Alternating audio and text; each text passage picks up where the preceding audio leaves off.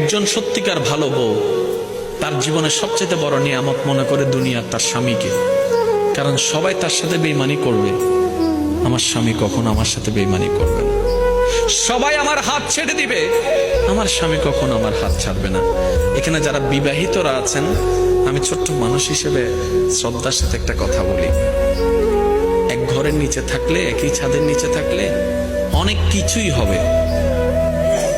মন মালিন্য, পক্ষে বিপক্ষে, পছন্দ অপছন্দ অনেক কিছুই হবে।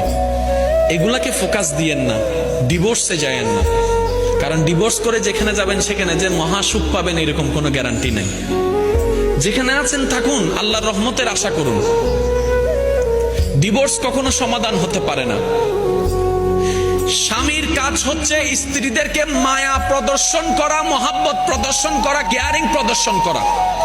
আর স্ত্রীদের কাজ হচ্ছে স্বামীদেরকে ভক্তি করা, শ্রদ্ধা করা, সম্মান করা।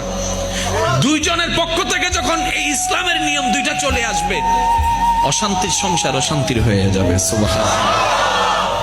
স্বামীর কাজ হচ্ছে কখনো কারো সামনে তার স্ত্রীকে ছোট না করা, আর স্ত্রীর কাজ হচ্ছে কখনো কারো সামনে নিজের স্বামীকে ছোট হতে না দেওয়া। কেউ যদি বলে তোমার স্বামী তো এমন, আপনি বড় গলায় বলবেন আমার স্বামী যেমনই হোক এটা আমার স্বামী, আপনার কথা বলার দরকার নেই। কেউ যদি বলে তোমার বউ এমন করেছে, আমারটা আমি দেখবো, সম্পত্তিটা আমার। দুইজনের ভিতরে যখন তৃতীয় পক্ষ ঢুকে যায়, জামিলা সব জায়গায়। যত মামলা কোর্টে আছে আপনি একটু খেয়াল করে দেখেন, দুই ভাইয়ের মাঝখানে তৃতীয় পক্ষ ঢুকছে, ওই তৃতীয় পক্ষই আজকে দুই ভাইকে লাগাইয়া মামলা করাই দিচ্ছে।